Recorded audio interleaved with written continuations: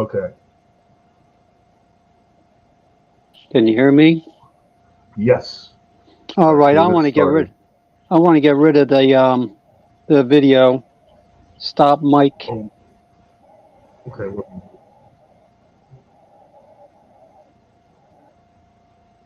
Okay.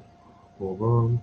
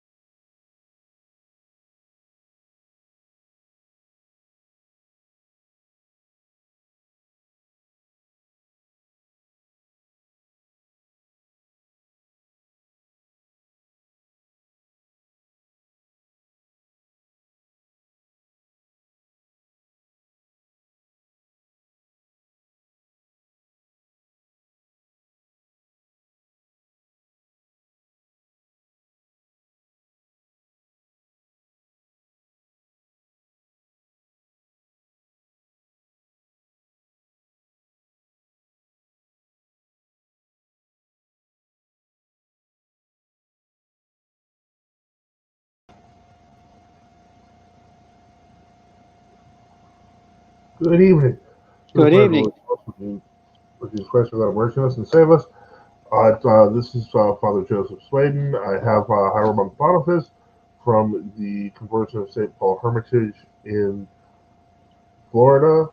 What town are you in again? I was Lakeland. Lakeland. Okay. Lakeland. It's in between.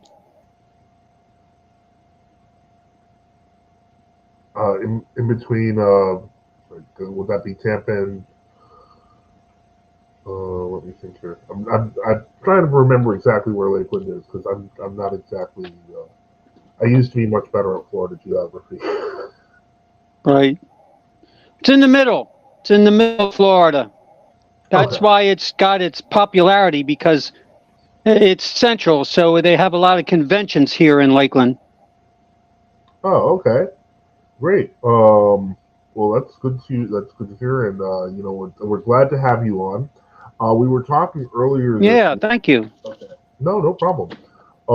We were talking earlier this week. Can you hear me? Yes. We were talking earlier this week about things like missionary work that are kind of important. It's one thing to remember is that even though people tend to see whether they see true Orthodoxy versus world Orthodoxy via size, it's important to remember we comprise still less than 1% of the total American population. Let me see here. Okay. Blind G-Tech says, Father Joseph sounds like he's in a tunnel. Let me see what I can do about my audio because I see. All right. Let me see if I can switch this. Okay, and how's that? And Saba is ill. I guess you're in our prayers. Indeed. Okay, so let's see here. I'm going to take off this thing here. So now you're a fairly recent convert to Orthodoxy in general, but I was curious. Can you tell me a little bit more about your background? I know that you were kind of you've run the gamut of kind of American Christianity. Well, I was brought up in the Episcopal Church, and by about at the year 11 years old, I went to a gospel boys camp in Northeast Maryland. We were living in Baltimore, but we moved up to Philadelphia. But in between, I went to this boys camp, and it was an evangelical boys camp, but the Episcopal Church sent some of their kids there. my sister went to the girls' camp, and then I went to the boys' camp, and so it was there. The first week I was there, I heard the gospel presented like I'd never heard it before, and like at church. And so when it came time to make a decision to accept Christ as my Savior, I did. And so then my life, changed from there. But so I came back to the family, to my home, and I was kind of talking about Jesus on the ride back from the camp back home. And so it never really stuck with anybody in the family. They just probably looked at me as just a fad or something. But and so I was really like on my own. But in the meantime, as the years progressed, an evangelical church had a big outreach to the high school, and so they were highly evangelistic, and so it made an impression on me. And I went to their meetings. It was kind of run out of Florida Bible College, and they called it Delaware County Youth Ranch. And so I attended that, and then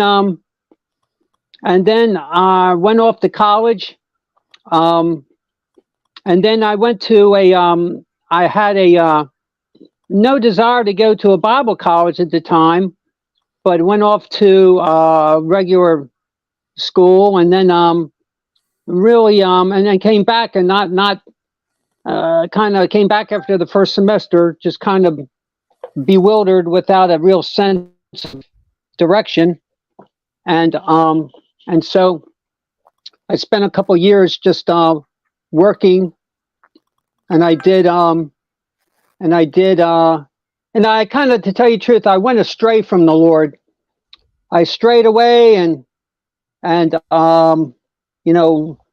wasn't behaving correctly, got into sin, and just wasn't giving my life to the Lord. And when I really realized, hey, I really need to get my life back together, serious, quit following the world.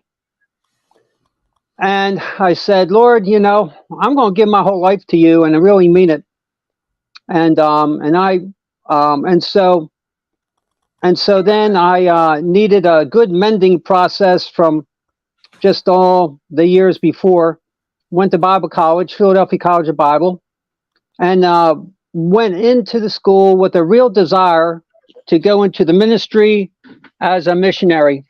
So I went in as a missions major, and of course you get Bible as your major, and then I was a missions major. And so I went through that, and then I was active in evangelism. It's funny, the fundamentalist church that I was that influenced me so much in high school, that kind of evangelistic fire I caught, and it never really died out.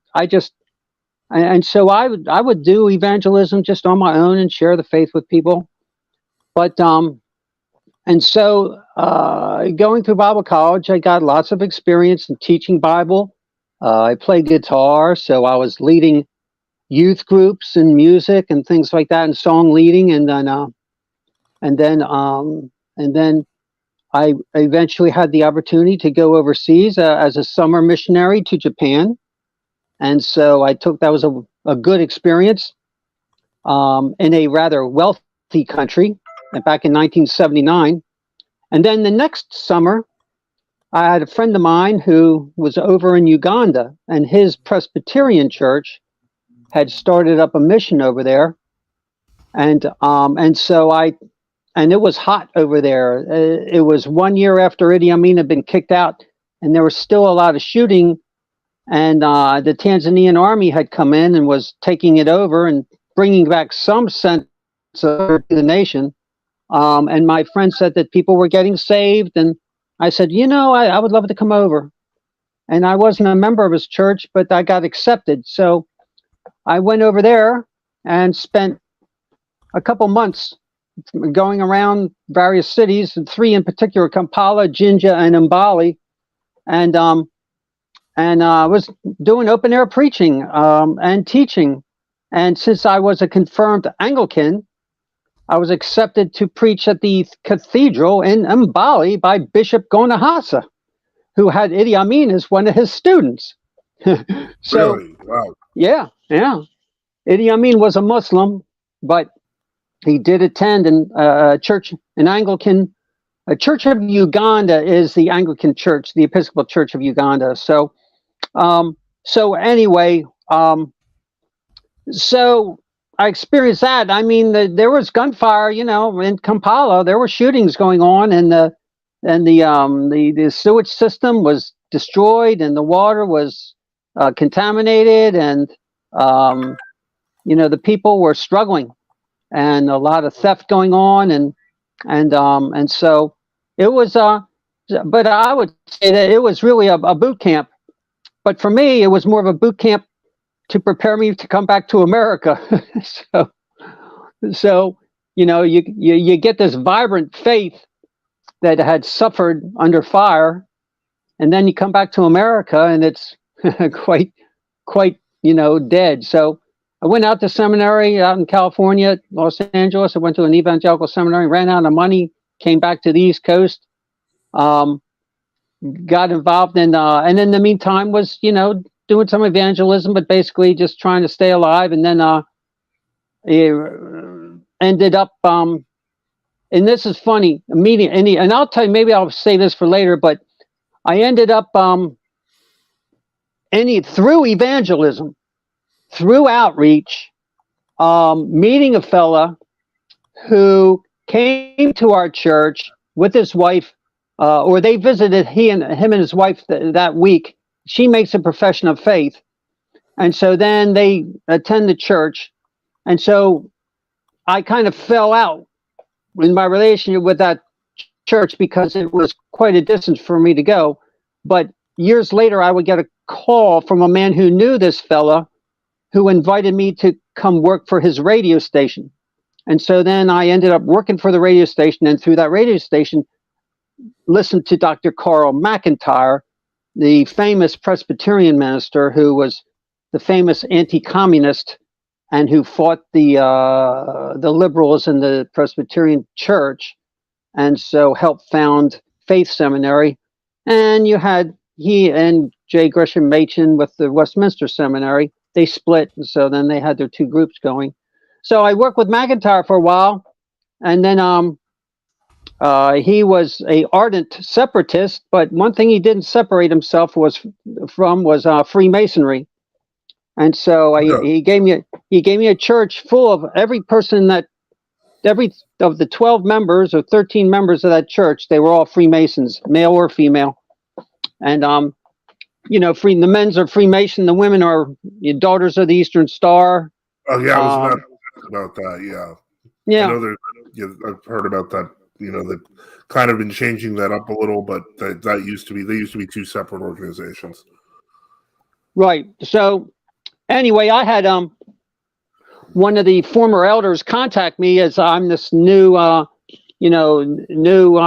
pastor here, and he said, this church has a history. Here, I'll give you a book. And I already was suspicious of Freemasonry because the fundamentalist church that I went to were really heavy into John Birch, if you know where that's coming from, Americanism, anti-communism. So I was like familiar in a brief way, but when I started to look at Freemasonry, I said, "Oh yeah, this is a religion." And so I put a tract in the church's rack there, and they blew up. They blew up on me. So I just got out of Dodge and came back to Philly. And then so from Philadelphia, I was not well received. So I ended up going out on invitation to start a church in Lancaster County. And then that fell through. And then I ended up meeting a fella. We tried to start up a denomination, and I had a rough marriage. And so the ex-wife, she didn't help me much at all and kind of opposed me. So that fell through. And then I came down to, still married though, but ended up going in Missouri for a year and then down to Florida to work to be a registrar at a seminary here in Lakeland, and that fell through. And ended up having to get a job and ended up at the post office. And so I worked for them for 18 years, 20 per se, and got out on disability. And so then went through a divorce, and then traveled through the Anglican Church, and then the Catholic Church, and then eventually into the Orthodox Church, and finally with the Metropolia here. So, so for me, it has been, let's say, a lot of butting my head up against the door and finding that it's closed, and then having to go look for the next door. There were a lot of startups in church plants, but then there were a lot of stops, and they died. And so I just took things as, okay, Lord, it's a struggle. We'll just see what's going on next. I'll just continue to follow the Lord as best as I can in the midst of my circumstances. And so I kept on studying, and so that has facilitated my entrance into the Orthodox Church, where now, it's like, this is the pearl of great price. The Orthodox Church is the pearl of great price. And so, those are just some of the sketchy details. And so, yeah, I mean, I tend not to look at it as sketchy per se. And it's like what we were talking about on the phone. To me, it's quite interesting. I obviously. I came originally from a Roman Catholic background. So missionary work is something completely different and weird in Roman Catholicism. Oftentimes it's associated with social work more than anything else. And so most people don't really go into it. It's not nearly as common. And then to go from there to Orthodoxy, it's even less common. And a few people have some comments here. Bishop Enoch, I noticed he wrote Freemasonry is embedded in the American founding. This creates extreme problems and cognitive dissonances for many American Protestants who are also constitutionalists in their politics. Kezog Cecina writes, Freemasons are Gnostic who are just too cringe to admit it. Bishop Enoch continues, the John Birchers have this problem. They are unwilling to address fundamentally these problems because they are at the core still committed to liberalism, even if it is classical liberalism, which is what most understand as so-called political conservatism today. So it's an uphill battle with Americanism. And this is one thing that I will say, because on that kind of that thread, is that the experiences you're describing they're foreign to me personally, but they don't sound like they're really outside of the American experience. In that sense, I've read many American stories about how people try to continually work on missions. Some worked, some failed, etc. It's just it's kind of unique to see that. And then how did you made it to Orthodoxy? I know that you went through a period where you were reviewing Anglo-Catholicism, etc. And then finally, you made it here. But it's interesting because usually when you hear these stories of people who do this sort of missionary work, etc., like Orthodoxy just doesn't even pop into the picture. And I find that kind of interesting that you found Orthodoxy. I mean, thank God. It's just, how does one do it? Is it even? I mean, I feel like for most people it would be invisible.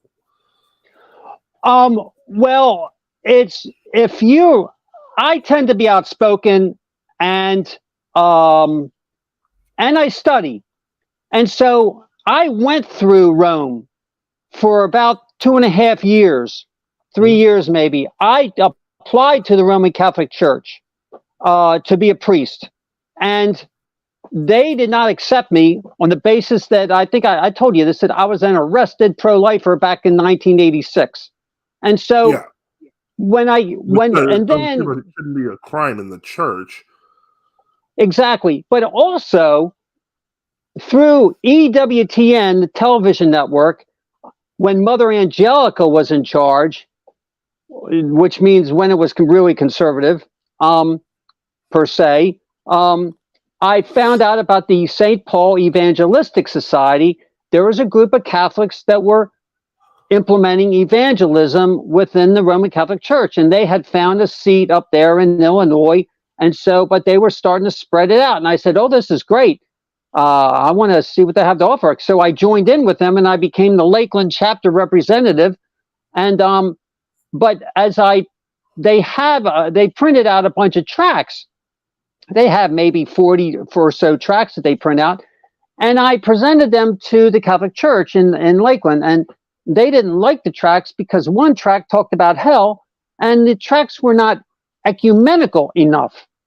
Mm-hmm. And so I realized also that going through the Catholic Church, the laity were springing up and getting a lot of power, and they were mm-hmm. leading Bible studies.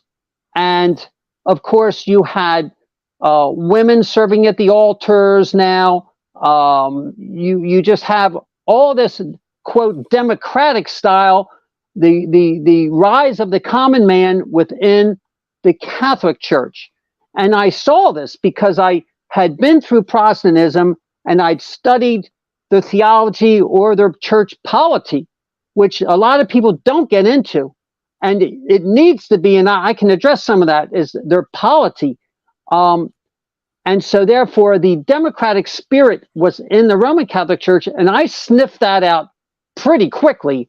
With the way the laity was participating, and so therefore I saw the problems, and I saw that the priests were not standing up to the laity, and then I saw that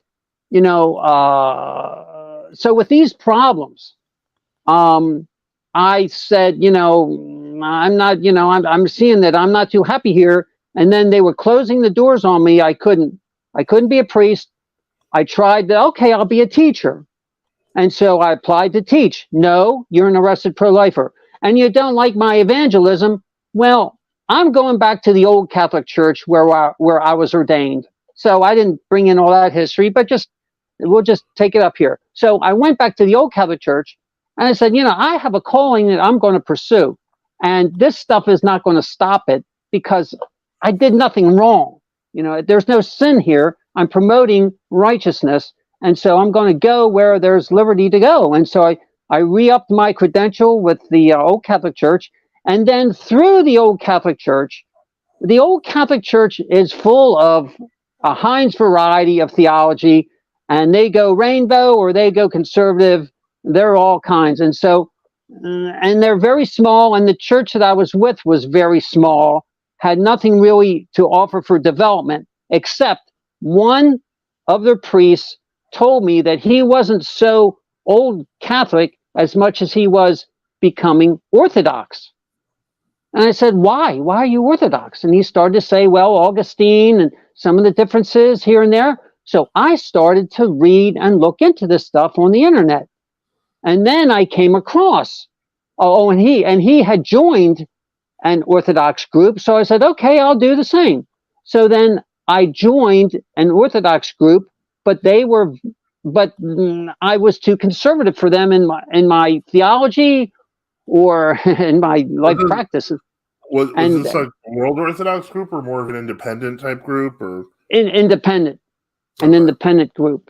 Now, you mentioned the arrested pro-lifer thing. I just want to clarify, a lot of people have been arrested in the pro-life movement. This isn't like for like some hardcore felony or something like blowing up an office or something. No, it was for defiant trespass. The charge was that's standard. Is you stand somewhere, they don't like it, and you hand out a tract and they put you in jail. Okay, or you enter into the abortuary and have a sit-in. And you stop their business for a day. Well, yeah, but that's still nothing wrong. That's not, right. And then you contest it in court, and then you try and fight it in court to get the laws overturned in the court system, and that failed.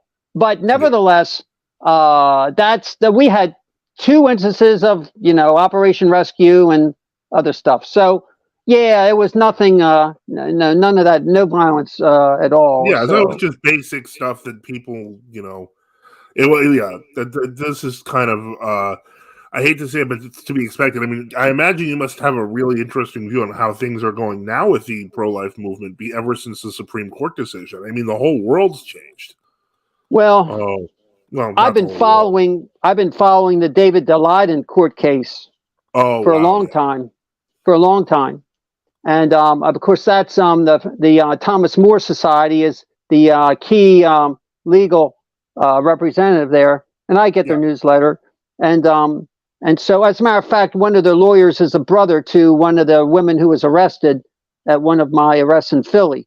So I mean, I know, well, So anyway, but with the decision by the Supreme Court, it's still, it's still a mess. Of course, we're still aborting, and so it's business as usual pretty much. So the country's under a burden of sin in a tremendous way, and so judgments are coming down. But so and then euthanasia. And especially in Canada, that's crazy what's happening there. I think it's something like one out of 8 like deaths now is due to assisted killing. See here, blind G text. So Roman Catholicism has lost its hierarchy. Oh well, absolutely. Question of what. It's lost its hierarchy in the very sense of what hierarchy means. Obviously, Orthodox don't recognize Roman Catholic hierarchy, but the point is, the concept of it is alien. If you get to see Roman Catholicism on the internet, especially with the tradcasts versus what it actually is when you walk in, it's completely different. It bears no resemblance to even the descriptions that they give outside the buildings. But it's these are crazy times. But your experience is very interesting, in the sense that you kind of run through the gamut. You found Orthodoxy, and now you're obviously a hieromonk. Now you were made a monk, a priest monk, last year or this year, I forget when. June. Yeah.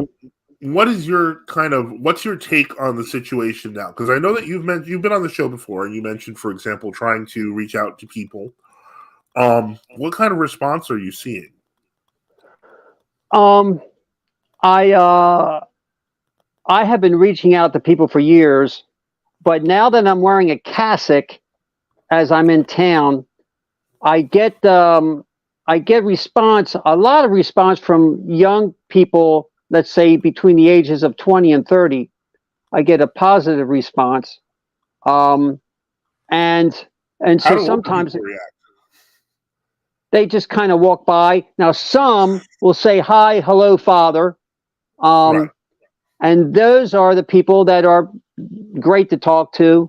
But they're few and far between. But I do, if they say hi, I'll try and engage them in a conversation and give them my card. So it's kind of, well, what can I say? It's development. The more you do it, the more people you meet. I attend, if I can attend a public event, I will try and do that. And then if I can, so the more people I meet, the more people who see me, the more opportunities I get to share. I think it's a big challenge when you are by yourself. I'm a lone ranger. I've known of Orthodox priests who were in twos, and they set up a booth and sold icons, and they developed their ministry from that. And that's a good idea. But the problem is that I'm on my own, and so it's harder. And so, I have held Bible studies before, but now, I'm developing more of a liturgical approach to outreach. And so it's a challenge. The issue, one of the big issues now, though, is that now that I'm Orthodox, I have the truth, and there is nothing that can contest the truth. It is true. And so therefore, you present the truth to people, and that's it. There's no real appeal to emotion. That it's either this or no. I feel like that if there's one thing that I always found creative, and Mark, correct me if I'm wrong, Father, but like when you're dealing with, especially like in the Protestant world in America, people come up with all sorts of ways to try to get people in, and we've got like the truth, and it's kind of, I don't want to say that it's kind of boring or scary, but it's a much different approach than inviting someone to a pork roast and hoping to talk about Jesus. It's like harder. Absolutely. And I think the key aspect is the controversy in the Reformation over the right of private judgment. When Luther brought that forward, then it exploded the hierarchy. It destroyed hierarchy, made everybody their own pope, and so therefore, every individual is walking around as if they are an authority, and so that's what you encounter. And as an Orthodox priest, you have the authority, and in the second piece of Epistle of Peter, it says, knowing this first, that no prophecy of the Scripture is of any private interpretation. For the prophecy came not in old time by the will of man, but holy men of God spake as they were moved by the Holy Spirit. So these were holy men, which the Protestant churches deny the holiness of the early church. They deny it. And so, but they present their own opinions, and therefore that's what you get. And so I think that one of the key aspects in witnessing to the process is to say, that's your opinion. That's your opinion, and that's not what the Scriptures teach. And the Church says, the Scriptures say that the Church is the pillar and ground of the truth. Paul tells Timothy that. Exactly. Mm-hmm. And so therefore, you have to, Mr. Protestant, you have to look at that and face it. Now, when I went through a divorce, and it was facilitated by the Presbyterian Church because they didn't like me. And so I went through their book of church order, and I was calling them to account for their lack of following it. And so therefore, it went through all this litigation for 2 years, and I called them on account of it, had to appeal it to their presbytery, had to go up to the highest court. They reverted it back down, and they told the presbytery in the church session, correct your problem. And so it was like back and forth and back and forth. And one thing that is critical, let's say, in Presbyterianism, but it's also rampant, let's say, through the whole Protestant church altogether, is their belief in liberty of conscience. And I've got the Westminster Confession with me, and I want to find it, this section, because what they do is they say that God hath left the men free from the doctrines of men, and so therefore, let me see. Your conscience takes over for it. Well, okay. The liberty which Christ has purchased for, this is section 1 on liberty of conscience, Christian liberty and liberty of conscience. I'll just read it, but it's section 2 that I want to really look at. Let me see here. I'm going to put up some comments while you're looking for that. Blind G-Tech, like the term Father Peter Hughes uses, papal Protestantism. We'll definitely get more into that. Bishop Enoch writes, after Roe v. Wade was overturned, the Republican establishment sabotaged a lot of pro-life legislation in the various states. It became an uphill battle in the 14 states that have pro-life legislation, even with a supposedly friendly party. Kesog Cecina writes, well, the Republican Party isn't really pro-life. The people are, but the reps aren't, and they're using pro-life to get what they can do to get elected. Bishop Enoch writes, apathy to the truth is more dangerous than open opposition in many ways. And Trump is not pro-life. Neither is he. No, I don't really think he is either. I think he sees it sells. And DeSantis is very slippery also.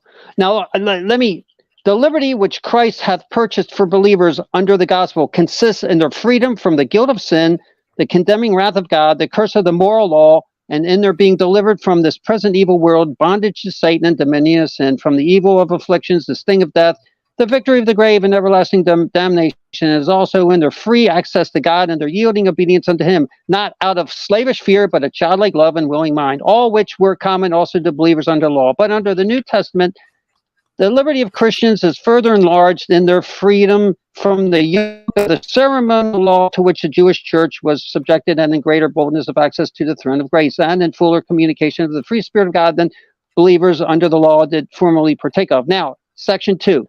God alone is Lord of the conscience and has left it free from the doctrines and commandments of men which are in anything contrary to his word or beside it in matters of faith or worship, so that to believe such doctrines or to obey such commandments out of conscience is to betray true liberty of conscience, and the requiring of an implicit faith and an absolute and blind obedience to the is to destroy liberty of conscience and reason also.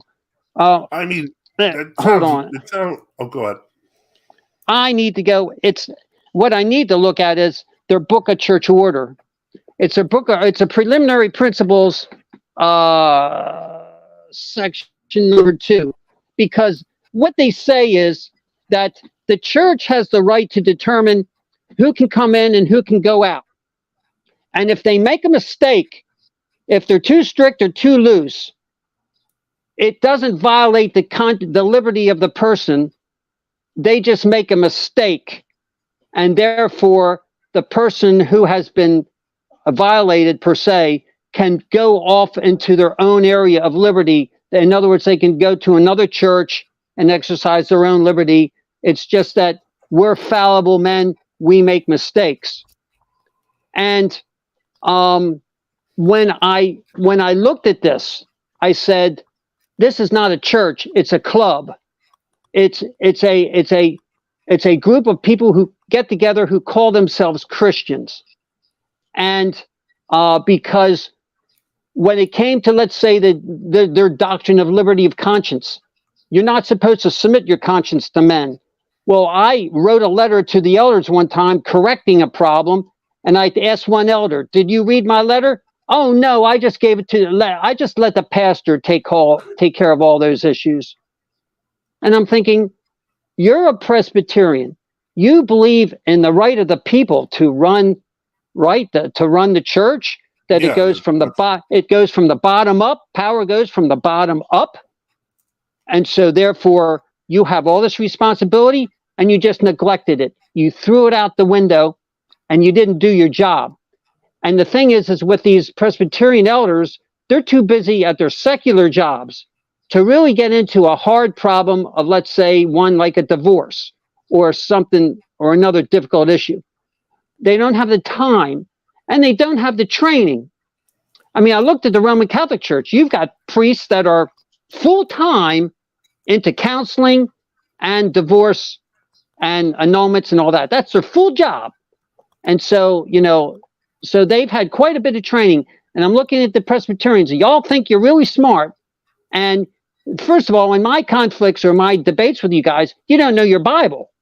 And second of all, now you're trying to counsel me, and you're messing my life up and the family's life up. And so therefore I said, this is just doctrines of men. And so therefore it's a lot of confusion. And they kicked me out on the basis that they don't like me. They didn't like Carl McIntyre, who I studied under. So they have all their personal prejudices and their likes and dislikes. And so therefore, I'm seeing all this, and I'm being victim of it, and I'm saying, I'm done. And you can excommunicate me, but I studied your excommunication procedures, and you don't even know what excommunication is about, and you didn't even do it properly according to your own book of order, and so you just shoved me out the door. And so when they excommunicated me, I came back to that church the next week and stood at the front pew and basically attended their service, and I said, basically saying, your excommunication doesn't mean diddly squat to me, because it was so corrupt and out of order that it meant nothing.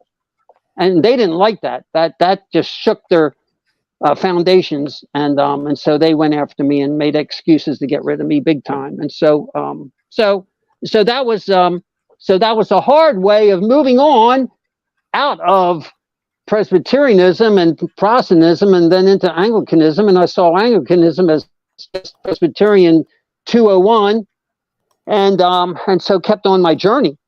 But you want to talk about democracy and Americanism, because America was founded on Protestant Presbyterian principles.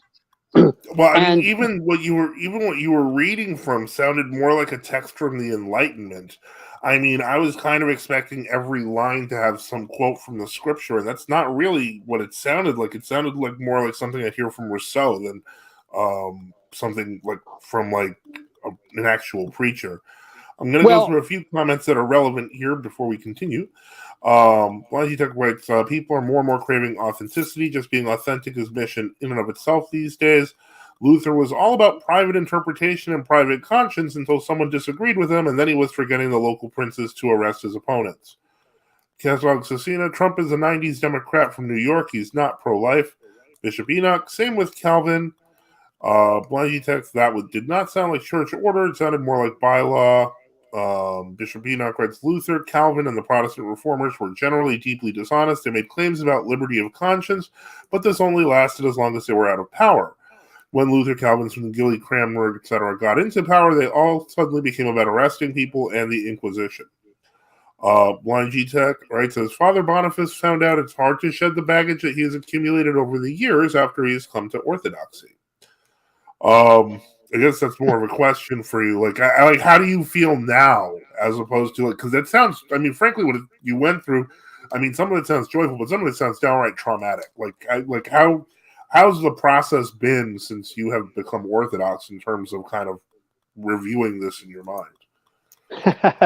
Yeah, it was definitely traumatic, and so I have really had to cast my burden upon the Lord. And what Orthodoxy has done for me, it has brought me into not only truth, but a spiritual level of greater spirituality where I can rest more in the Lord and actually forgive and work at my own temperament, my passions, my asceticism, tone, getting on the level, let's say enjoying the Lord, meditation, and things like that.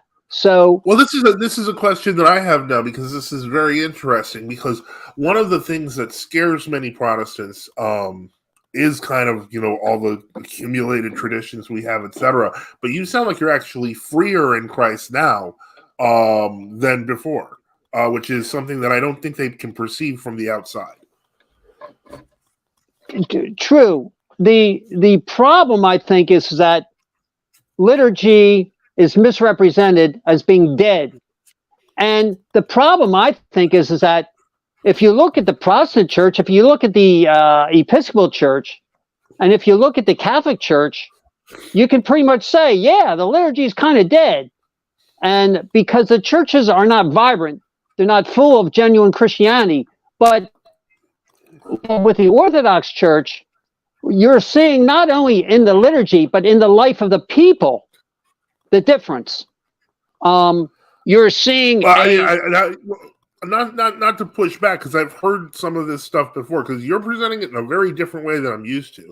Like, I know that when we talked this week, you mentioned like reading the ancient fathers, etc., in the liturgy is invigorating. But like I mean, I've heard Protestants, even some Catholics, be like, well, your liturgy is like super old and it just looks really tired, and so on and so forth. And then, they want they want the smoke machines and some flashing lights and stuff, and maybe a guy with, like an electric band, and like so how do you confront that when somebody brings that up? Because that's, I guess that's their worldview. I would say, well, he, like in the Old Testament says, he gave them their heart's desire, but they got a leanness to their soul. So you can, wow, after all of your great vibrations, you're still left with you, and you don't have a whole lot that the church gave you. And that's so true. There's an emptiness. It's like the Lord is active and he judges, he blesses, and I won't necessarily say curse, but he takes away a blessing. In other words, you're going to get built up and blessed through these things. But after a while, after going to so many revivals and concerts, you're kind of feeling empty, and you're wanting more. If you really desire God, there's got to be some more to it than just this. And then I'll tell you too, is that if you're a sincere believer, if you ask your pastor questions and he can't answer them, or if he disagrees, you're going to find that you're not in like Flint. You're not one of the boys, and so therefore you're going to be put on the outskirts and marginalized. And so for those that happens to, those are the ones that are going to move on and look for some true faith. But people are left with these problems. This is an interesting thing that I found. And by the way, hello, Reader John, welcome. And I want to get to your question in just a second, but this has been kind of gnawing at me for a little bit now. I've heard people say things like to the effect that, don't bother using the Bible and apologetics with Protestants, etc. To me, that seems counterproductive. And it seems like you kind of have a grasp on the Bible better than most people that I know. What I'm saying is, do you think that that's effective to say that, like a lot of people use as well, our church wrote the Bible and that's it? And to me, that's not a very good argument. And I've found that many Protestants don't feel that's compelling. What would your argument from the scriptures be? Would it just be the church passages, or what would you say? Because you brought up some things that are frankly quite unique. Well, again, you could say you guys deny the scriptures because, first of all, you're claiming to be gods yourselves by your private interpretation. Second of all, you're denying the authority of the church, which the Apostle Paul told Timothy that it's the pillar and ground of the truth. And then I could say, and you also are denying. You say you have a personal relationship with Jesus. I said, actually, you don't. You're not even close to a personal relationship if you deny the Eucharist.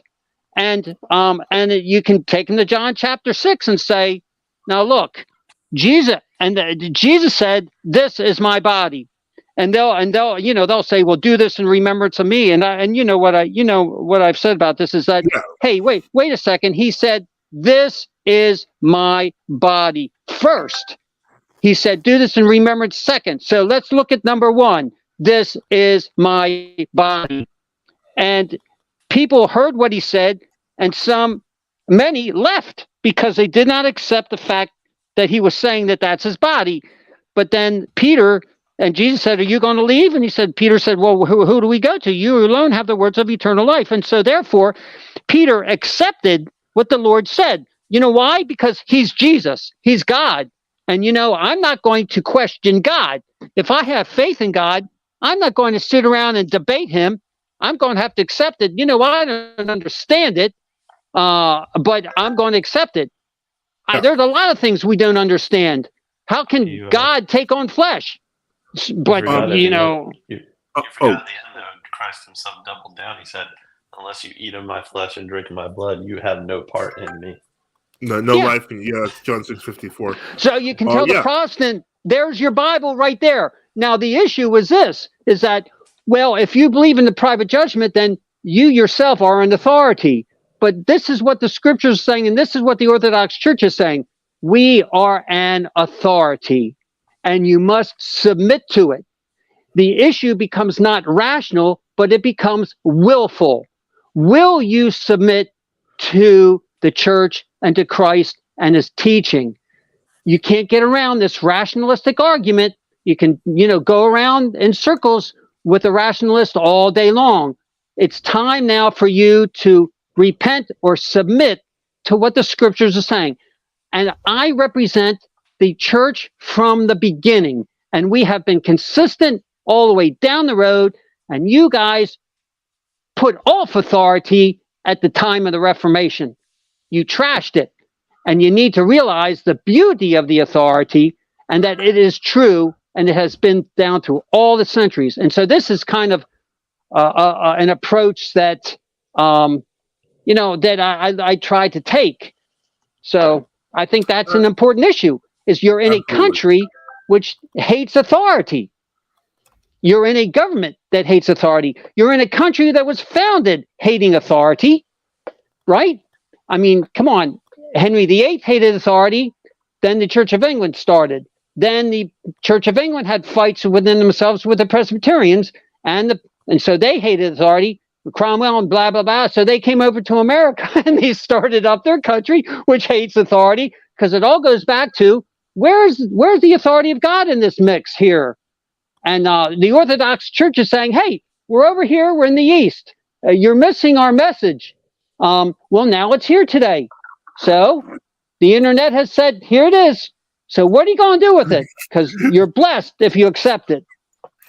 All right, So, Reader John, did you have a you came on? Did you have a question for Father Boniface? Or Yes. Well, I was kind of just digging down on the question I originally asked him, and it's kind of in the context of Scripture. And when Christ appears to the apostles, what's the first thing he says? It's either, well, depending on your translation, it's either be at peace or rejoice. right? And when we see the archangel come to the Theotokos, the Virgin Mary, what's the first thing he said? Rejoice. Right. So I guess my question for Father Boniface is, have you found joy in Orthodoxy? I would say, yeah. I mean, I could use some more. I'm really starting to feel more of it come my way because it's been such a arduous journey. And so, but I can say that when I came into Orthodoxy, I found peace because it's true. And you don't need to argue and you don't need to promote yourself as if you're better than the other guys. So therefore people need to come to my church. There's no contention. Yeah. And so there's more peace. Well, for us, truth is a person, right?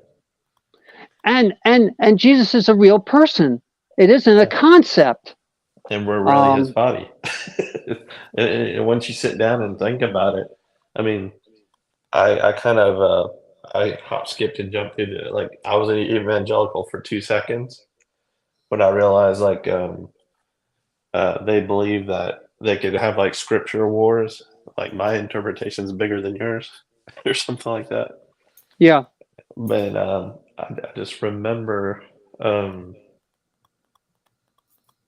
it wasn't so much. I mean, once you come into Orthodoxy, the scripture is really open to you. If that makes sense. Yes, they do. They do, because you've accepted the sacramental worldview. Yeah, with the hierarchy and with the tradition and the liturgy. It's a big change.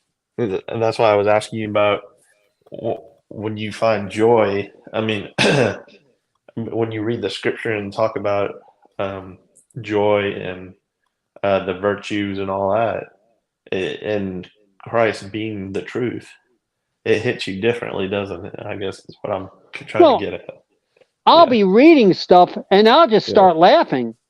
Because I say, this stuff is true. This stuff is true. And it's like, and it didn't make sense before, Yeah, it's like you missed the point originally. It was like, I thought I knew it, and then you come to Orthodox, like, oh, that's what it is. There isn't a day that goes by that I don't become more Orthodox. Yeah. It's like just whatever I read, it's like, my goodness. And then and even the Lord's blessing and leading coupled with these things, the Lord's going to give blessings in your path, and He's going to give helps amidst the discipline and chastenings, whatever. But there's graces, and so you experience these things. And my only grief is that I wish more people were doing it with me. I wish I could bring more people to enjoy these things. Well, if Father Joseph will permit me, can I follow up with one more question? Sure, go ahead. All right. So, how has your vision cleared up? This is coming from a blind guy, but how's your vision cleared up about how we approach suffering and how we actually seek out suffering?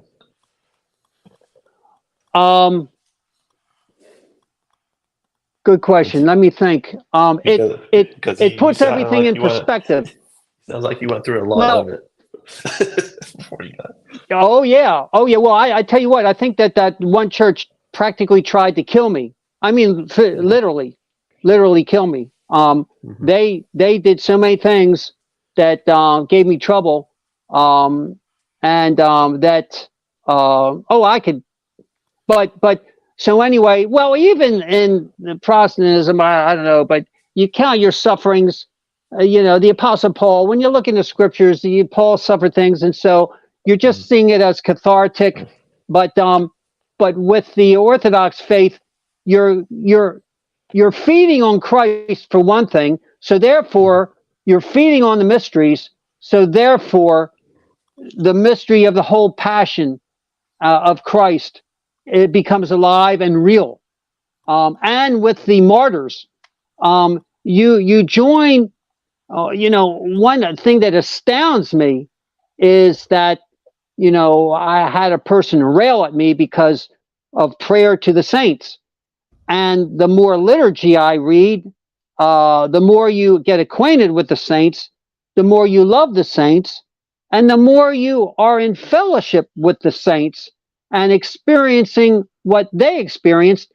And so basically, you're looking at the saints as not with a jealous, envious aspect, like they're better than me, and so, I'm jealous and envious. No, the saints are your friends who are saying, come up to what we have achieved. We love you, and we want to see you prosper, is our desire. And so we are an example. And so you enter into that loving fellowship of this is, and so it's just completely different. Suffering becomes transformative because of the experience of the saints. Yeah, and you feed off of their virtues. They love their enemies, and they endured. They were patient. They were continent. They were loving and suffered to the end. Virtuous, powerful, strong. In the Lord. In the Lord, they denied themselves. They put away the world. They cast it behind their backs. I'm saying, I need to do more of that every day, and therefore achieved a reward. And it's just all this eternal encouragement that you enter into.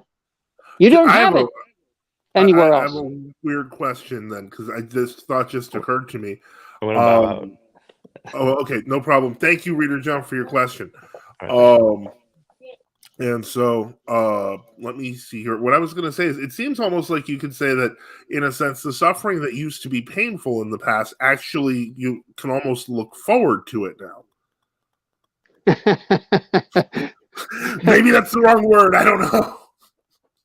Well, only by God's grace, I would say that I even remember a Covenanter, the Scotch-Irish Covenanters, one man saying that, why aren't people suffering more? God's given me the grace that I need all the time. Be that as a tainted source, but nevertheless, it's like it's like a broken clock. You can say that the Lord gives you the graces when we obey and step forward and take a stand for Christ. He's always there to give us the grace that we need in the midst of any circumstance that we face, whether it's death or torture or whatever. It's unbelievable.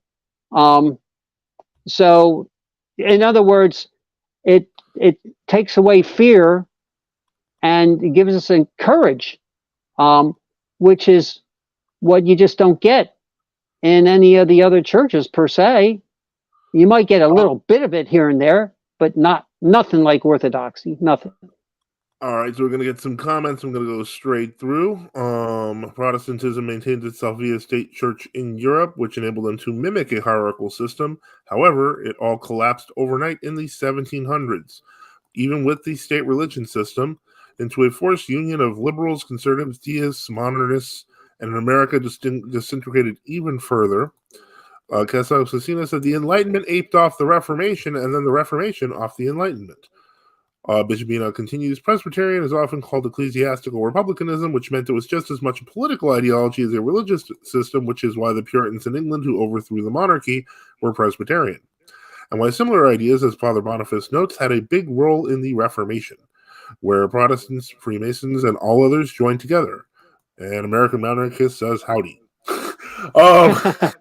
Anyway, so yeah, no. Well, first off, this has been kind of a very educational experience, I think, because I think that your perspective, while it is unique, is often unheard of. And when I say what I mean by that is that often people who come from, especially come from Protestant backgrounds, they kind of have to rephrase a lot of the things that they're saying. They kind of have to, almost like people feel like, and this is, I hate to say, this is a byproduct also of the whole, like, whether, you're supposed to completely conform to how people do things in, as we call the traditional East, if you want to say that. And I don't think that that's altogether necessary. But even if you look in these histories, people tend to misunderstand, for example, what Fool for Christ are. To me, they make perfect sense, and I think to many people they do, but oftentimes people just assume that any guy who says something weird is a fool for Christ, and that's not true. But these are things that I think that are incredibly, I think there's a lot we can learn from our own experiences. You've inspired me to see into more outreach and try to reach out to more people. It's just something that frankly, almost feel like, well, I'm a guy on the internet. Isn't that enough? And I think that that's not. I think, we're not doing enough. And so we're going to, I know that you have some plans. First off, let's talk about your website, because I know that you just started a website and you have some ideas with it. And it would be great to talk about that, whatever you feel free letting out. And of course, we're going to put the website at the end so people can see it, etc. Right. Well, I appreciate what your Matushka is doing there with some great work there. And what I'm looking at my website to be is like a exploded gospel tract. In other words, present the Orthodox faith, and then hopefully that it can be a vehicle which can draw people into the church, and then to see even satellites get formed and establish the work of God, like wherever a group would be, and just to see people developed, and then to be a devotional help with a philokalia or educational, setting up prayers, like kind of prayer centers, little missions. Yeah, you could do Zoom conferences with people to just encourage them, and also and my particular aspect is maybe to create some videos and bring some apologetics to the Protestant churches to challenge their thought to true faith. I've already had some conversations which some people didn't appreciate some comments I made, but it's like, you that's guys generally to be expected, though. I know you guys burnt me, and it's amazing. Maybe I'm even talking to you, but you're going to receive correction from me that you're not going to like. But in other words, you guys got to repent. You need to repent, and then come to the true faith.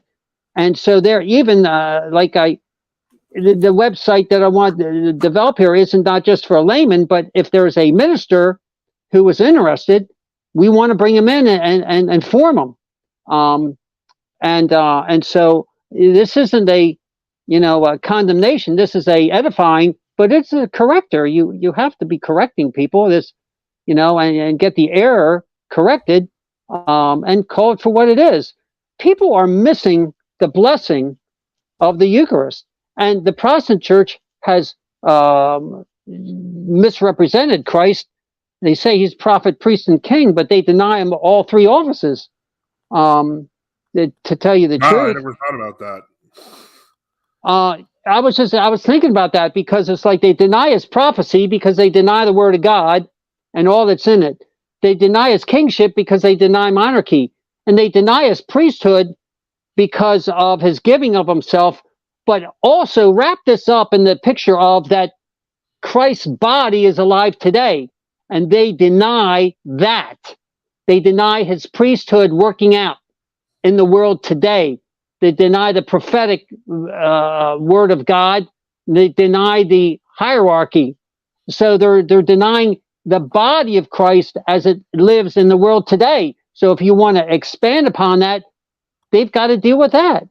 That's an insight. First off, that's an insight I've never even considered. I've heard the term prophet, priest, and king since I was a kid, but it never occurred to me, like you just said, that they deny all three of them in some way, shape, or form, or even in a very deep way.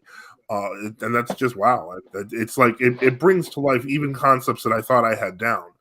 So that's kind of amazing. I've put up Father Boniface's website in the comments and on the screen there if you want to see it, stpaulhermitage.com. That is obviously not the full name because it's the conversion of St. Paul Hermitage, but it's the internet. That looks nice. It's short. You'll remember it. Okay. Let's see here. And of course, this is a live call-in show where we do questions, answers. People can call in. They can just click on the link in the blue section at the top of the chat, and we'll try our best to answer and see what we can come up with. And so let me see here. So as I understand, kind of like your kind of future plans right now are mostly you've kind of been doing already stuff because you've been going in the public squares, you've been going to the government meetings, you've been kind of doing stuff outside the internet, and now you're working inside the internet as well. So you're kind of taking a two-front approach. Yeah, I see in some respects that some communities are not as responsive as you'd like them to be. And so therefore, Lakeland I've been pounding the door for quite a while, and the internet, so when it comes to Orthodoxy, the internet is a good opportunity to reach out to many people. And so therefore, so I'm just thinking, I really need to kind of develop that a little bit. And so I've been wanting to, but I didn't have the context. In other words, I wasn't with the Metropolia. Now that I have a group of people that I'm in fellowship with, it just makes all the difference in the world for me. And instead of being a lone ranger, Well, that's one thing is that, people, especially now, and this brings us to a problem that we're seeing even now with people converting to Orthodoxy online. Many of them don't even make it to a church. Their entire church is YouTube. And so it's kind of important that we have to reach out and we have to establish fellowship with other true Orthodox Christians. Otherwise, it's easy to be blown like the weeds, like the reeds, excuse me, not the weeds. But anyway, so yeah, I completely, I get that. And so it's, we're glad to have you because, your perspective gives us understanding and helps us reach out to more people as well. So again, we are at the 1 minute 12 mark. 1 hour and 12 minute mark. And so if anyone has any questions, comments, etc., wants to jump in just click on the link at the top of the chat, or leave a comment and we'll read it and discuss. But let me see here. What else was I going to mention? I don't have anything that's off the top of my head.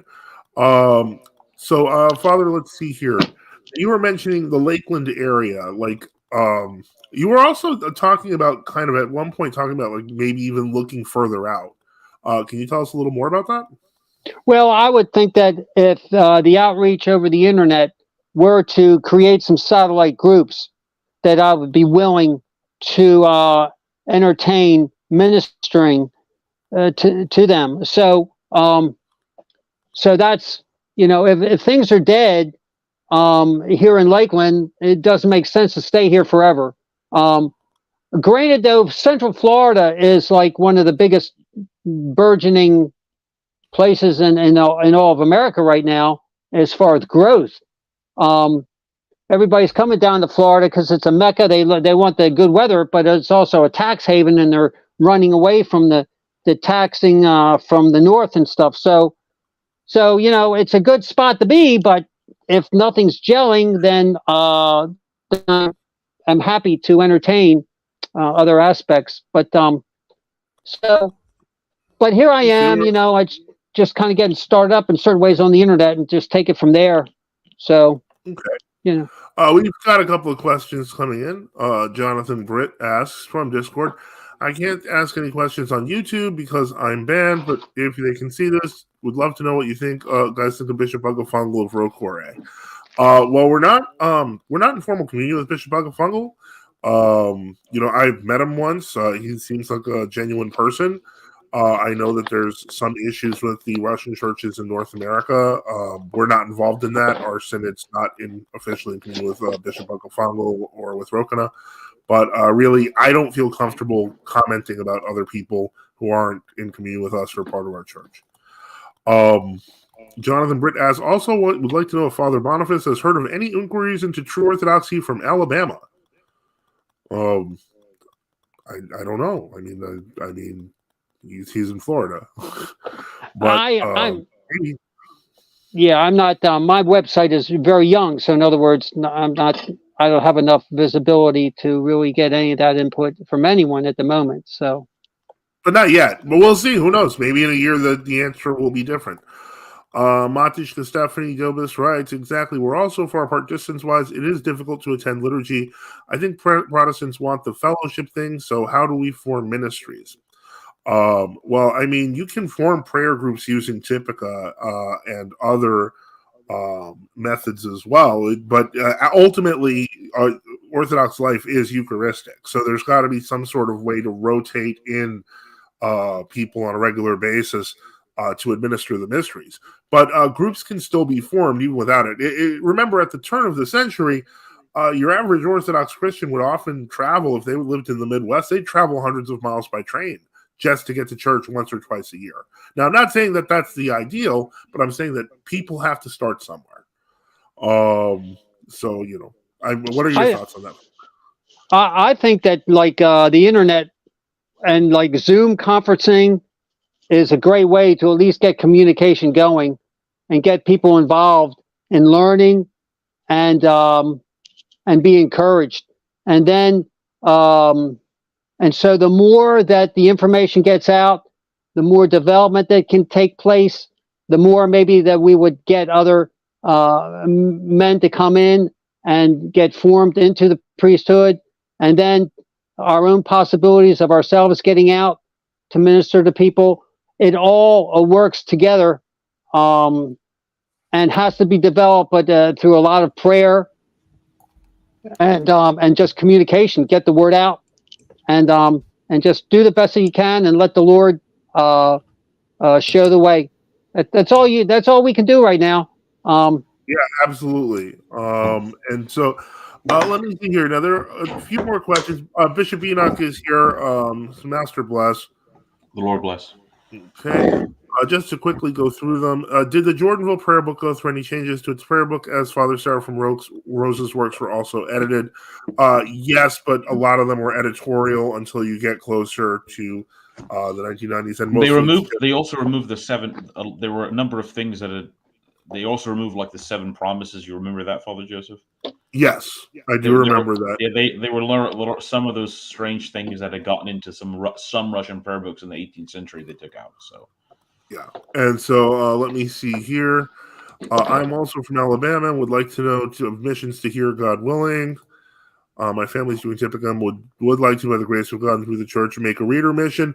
I always advise, if you have access to Discord, or you can always use the email that is on this YouTube, or you can reach out to us on Gab or Discord. Both myself and Bishop Enoch are on Gab. Myself and Father Boniface are on Discord. So just reach out to us privately. We'll see what we can do to help. My home, John, I don't. Are you in our Discord? I'm not. I assume he's talking about our Discord. But first, I have to be received into the GOC. Thank you, Father Joseph and Father Antonio, for helping with educating us. Father Antonio is not here, but I'm sure he would also agree that if that's our job, we're more than happy to help. Oh yeah, you see there, our pleasure. I guess he's here. Haha. And so. Hi, Vladika. How? Welcome back. I know that you've kind of taken like a Christmas Lenten break from streaming, so we're glad to see you here. Yes. What are we talking about? Well, we were actually just talking about missionary work in terms of reaching out to people, I guess, in other areas. Somebody was mentioning Alabama. Father Boniface was talking about the power of using things like Zoom, etc., and other conferencing tools. So we have like huge opportunities right now, basically. Yes. Well, we're putting books together. Also, we're in the process of that. And, yes, we do have that. A new prayer book, a new liturgy books, and hopefully, at least for our church, we can get a new version of the Epistle and Gospel book because the last time we did it was 97, and oh wow, and I mean. So we have to have, a new edition of it's always the same lectionary readings, obviously. Yes. But we have, people could go somewhere and they could buy a new edition of, the print books, obviously. So, we're working on that. We got the text already typed out. We just have to format everything. Okay. And so, hopefully, we're all going to be working on that together, I think. So. And then, Chris, well, I'm sorry, where can I find your prayer books? Dear Father Bishop Enoch Bless. Well, he asked for a blessing. You can look at, if you're looking for our books, the easiest way to find it is through St. Gregory's Press on Lulu. Those have the large volumes, which include all the hours of prayer, etc. The Lord bless. I'm also hopefully by the end of this week, I should have typo corrections in the pocket prayer book, so that you can upload that to Lulu. Because obviously there's just a few typos in the text and things every now and again. Some people have sent me them, so I've basically fixed many of them. So. Well, that's okay. Well, this is good. We've got there's some good information. No problem. You're welcome for that. So that's no worries. Again, it is a live call-in show. We are the 1 hour and 20-minute mark. Feel free to call in using the link at the top of the chat if you have comments or questions. Let me see here.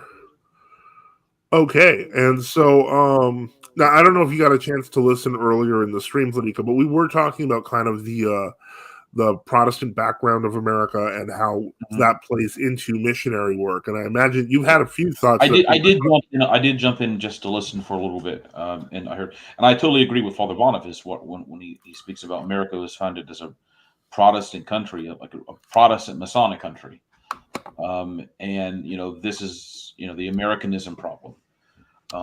Because interestingly, remember when Roman Catholicism came in force into the United States with the Irish immigration, all right, and then with the Italians, it wasn't so much Roman Catholicism. Obviously, it's heretical, but I'm just saying it still sort of represented this old world hierarchical religious system. Okay. But when it came into the United States, it wasn't so much Roman Catholicism affected America as the American Protestant mentality, the Americanist mentality affected even Roman Catholicism. All right. That was called the Americanist heresy or something like that, John Ireland and those others. It really deeply affected them. And, you even had this is sort of what got into a number of Orthodox jurisdictions also in the beginning of the 20th century. Especially as you get into the 1930s and 40s, there's the famous quote where I think Athenagoras, who was the Archbishop of the Ecumenical Patriarchate in America back in the 1940s, he basically was a Freemason. He said he loved America. He would do whatever the Americans wanted. There was a famous article where he said that all Greek priests, New Calendar priests, would serve as like agents for the American government if they needed it. And one thing after the other. mean, and eventually he got made ecumenical patriarch in like 47, and Harry Truman let him use his airplane. So, and then of course we know how this happened with the OCA, obviously, Right. and that they quote unquote Americanized, and that kind of Americanization, took place through things with like shaving beards for clergy, wearing clergy suits, not the traditional cassocks, de-emphasizing monasticism, de-emphasizing anything that might make you look quote unquote out of the ordinary. All right. So one of the key things to do to resist is this. It cannot be the society that changes the church. It has to be, Orthodox Church, which changes the society around us. Obviously that's part of our identity, because we are Orthodox Christians and we resist, that includes having to be opposed to the dangerous heresies of modernism and ecumenism, which are both heresies that are embedded because of Freemasonry and Protestantism, but are embedded in the American conscience and society. For example, that's why you will encounter people who don't like the idea that when they become Orthodox, or if they become Orthodox, that they can't go to non-Orthodox churches, that they can't do joint prayer. But what they forget is that the reason we don't do this, well, one of the reasons they have this idea that comes from Protestantism and it's a Masonic idea as well, that sort of all religions deep down are sort of the same, or if they have maybe a more confessional Protestant understanding, they might think something like, well, you all believe in Christ. But we have to really ask, what do they mean when they say believe in Christ? Because obviously the doctrines that a Lutheran and a Baptist claim that Christ is teaching are very much different. Yeah. Right. So you can't reconcile those two. They're two fundamentally contradictory at base understandings. Now they may have the common belief that Christ is the incarnate God and Savior, but if you have one saying that they believe in the real presence in some diluted way, and another saying that it's just a psychomimetic memorial service, that's all the communion is. That's like a fundamental doctrinal difference. Yeah. And that's sort of, I think, why Masonry was able to, one of the reasons Masonry was able to spread so widely among Americans in the early 18th century, even amongst so-called religious Americans, was because most Protestants were already acclimated to the idea of, well, you can go to any different church and pray with any different religious group, because they all believe in God or something like that. All right. And so, in Masonry, obviously they have these joint prayer services. And I mean, it's like Father Boniface said, Masonry is religion. It's absurd for anyone to claim it's not. No, it is definitely a religion. Because you can go on YouTube and type in Masonic consecration service, and you'll see them like, filmed services of them consecrating Masonic temples. And if it's just a social club, why do they have like vestments and incense and their own version of holy oil and organs playing and hymns and an altar? I mean, that's not just a neutral social club. All right, they're teaching a religious system that at its heart is fundamentally opposed to everything. As Father Boniface also noted, obviously from the scriptures, we know that Christ is prophet, priest, and king. The book of Hebrews teaches that, for example. And as he also noticed, that obviously Protestantism went into this, from its start, simply degraded almost from the start. So, there were all kinds of problems in Roman Catholicism, and it was like the solution offered, because they didn't really have either they didn't want to, or some of them were blocked, but there was really the leaders didn't want to go back to Orthodoxy for various reasons. Everything, because look, Luther, you look in the case of Luther, in 1520, he was saying things like, well, we believe the same things as the Greeks. I mean, for whatever he thought the Greeks believed. But then by 1527, he's already thrown out like intercession to the saints. Yeah. Right. And the concept of apostolic succession. I mean, it went downhill with pretty fast. And then Calvin shows up, and Zwingli shows up that same year, and then Calvin, and it's already, and then Anglicanism under Henry the Eighth sort of disintegrates. I mean, disintegrates right at the end of Henry's death, and under Edward VI, and it just is gigantic. It spirals out from there. Yeah, just gigantic catastrophe, and it was only held together, if you can say that, by my comment that you had sort of these like state Protestant churches that Right. if you were in Sweden and you wanted to set up a Calvinist mission, they just simply put you in the jail, put you in prison. All right, so that was the way they contained Protestants contained themselves for a certain period of time until, guess what? Everybody goes to the colonies or abroad, or they run off into the wilderness, and then you have suddenly 50 different new Protestant groups show up. Or in England, they get upset that they can't be Presbyterian. They can't formally have a Presbyterian system, so they eventually contributes to overthrowing the king and just general chaos and massacres. Speaking of Sweden, Brian the Swede asks, and this is a very interesting question: when multiple bishops consecrate another bishop, whose apostolic succession does the bishop receive? Now, I get the general. Well, remember, when a bishop is consecrated, it's only in general. The general rule is the chief consecrator is the one who reads the actual prayer of consecration. So the other consecrators join in, but they're not. Obviously, if the chief consecrator is, like, for example, not an actual bishop, if he's whatever, he's just some kind of fraud or what have you, then there is no consecration that transpires. That's a matter of the idea. Yeah, the idea is basically that the other bishops provide what's known as the concord of the church.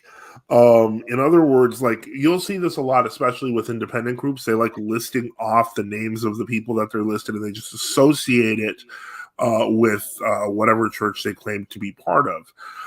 What it comes down to is that when you're made a bishop, you're not made a bishop for the sake of being a bishop. You're made a bishop for the sake of the church. And so without the church, and this is where we have all these independents, because you have a bunch of people who formally claim to have gotten consecration from this or that person, but they have no church. Their bishops that consecrated them usually have no church.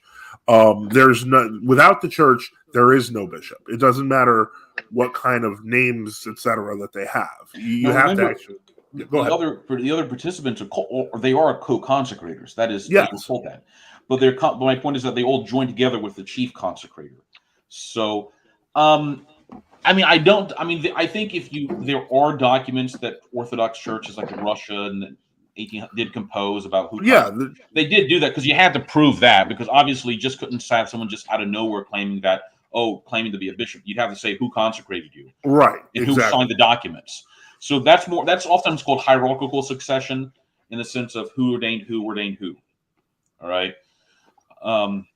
So I'd say basically the chief consecrator, but the other consecrators put their names in the documents. It's Saint Gregory the Great, in his letter to St. Augustine of Canterbury, his position was sort of like the co-consecrators, or like you said, concordant witnesses. St. Isidore of Seville, I believe, makes the comment that the reason the Church in Apostolic Canon 1 established the normative rule that you need at least 2 bishops to do a consecration was to prevent what he called tyranny in the Church. And what he means is that you can't have a case where one bishop just decides he's going to make another bishop on his own, because then everything just simply disintegrates. All right. Now, you can always think of, well, what about the case of St. Athanasius doing this, or someone in a time of heresy in extreme circumstances? But even those cases, you have to remember, later have to be investigated and ratified by the wider church. All right. Yep. Because, there was a case in Greece, I think, like when in 1820, during the Greek Revolution or Independence War, in which there was a one bishop who consecrated a bishop by himself, and then the church later, because he thought basically all the bishops in Greece had been killed. And he thought, in fact, because remember, the Turks executed the ecumenical patriarch in 1820. I think it was 1824, and there were rumors that all the bishops in the Ottoman Empire had been murdered. So, when the church later discovered this a few weeks later, the Greek bishop said, well, we'll accept this. All right. But then like a month later, that same bishop made another bishop by himself. And they said no. And they said no. And he says, well, this is no, we're not going to accept it the second time.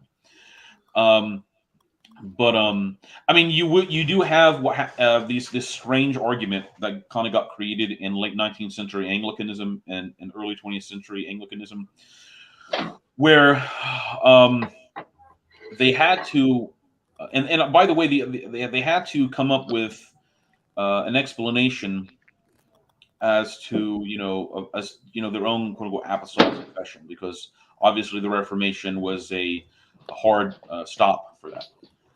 And even in Sweden, even though technically there, like the Swedish Lutheran Church, you can read some writings from I think even Gustav Orlin and a few others in 1920s who will basically say the Swedish Lutheran Church does not believe in apostolic succession.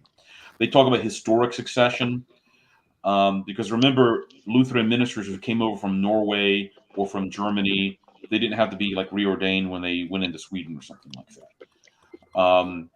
There was sort of an attempt to kind of obscure this view in the 20s and 30s because there was sort of this almost they had the Anglo-Catholic party within the church, the Protestant Church of England. You did sort of have something like that in the Swedish church in the early 20th century. And they wanted to sort of push that kind of narrative.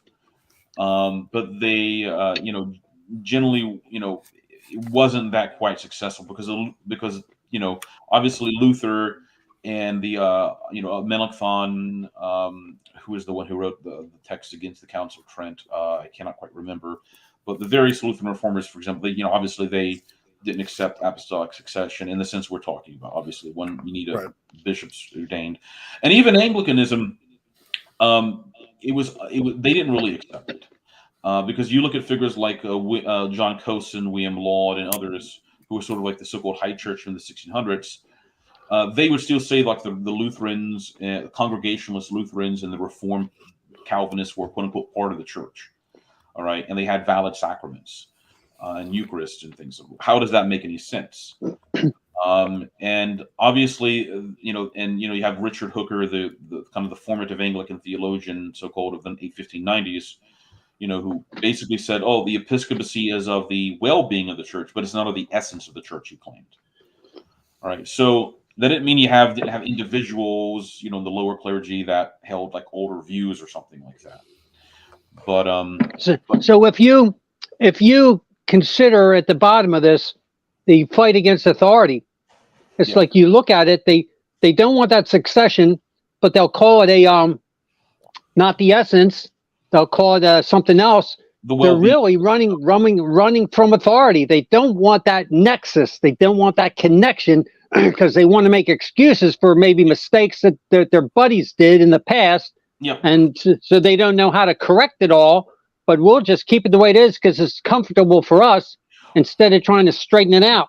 Well, at this point, things like continental Lutheranism or the official Anglicanism, whatever you want to talk about, even even non-official versions, it's basically disintegrated because obviously, if you have the Episcopal Church or the Church of England, whatever, doing women's ordination and gay marriage, people argue about apostolic succession. They've lost the point by that time.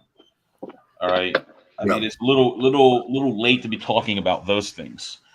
Now,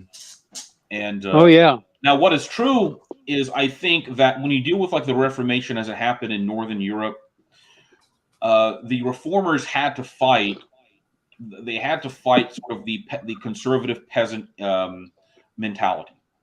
That's why, for example, it wasn't until 1700 that the Lutheran Church in Denmark was basically able to stop people from venerating relics or going to kiss images or things like that. Or stop people from praying to the saints. It was officially condemned, but they really it's very difficult to actually put a stop to it. That was sort of why, in the Lutheran Reformation, one of the reasons it succeeded somewhat in these areas was it was far less iconoclastic than Calvinism or even Anglicanism. So Luther's Luther's view was sort of, he doesn't care about vestments. If you can have them if you want, you can have an altar and all this other stuff. His view is just let us preach the doctrine and whatever happens, happen. We'll just control that. That's all that really matters.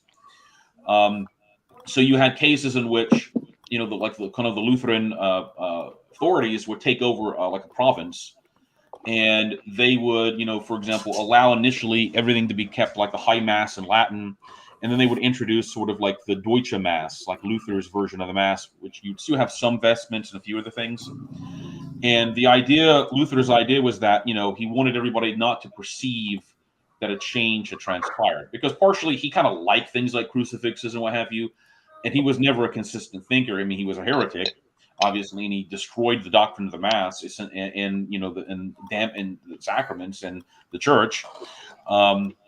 And he was, you know, that was why people always said he was never as consistent as like the Calvinists, who simply just became totally iconoclastic in that period. That just, you know, and what have you.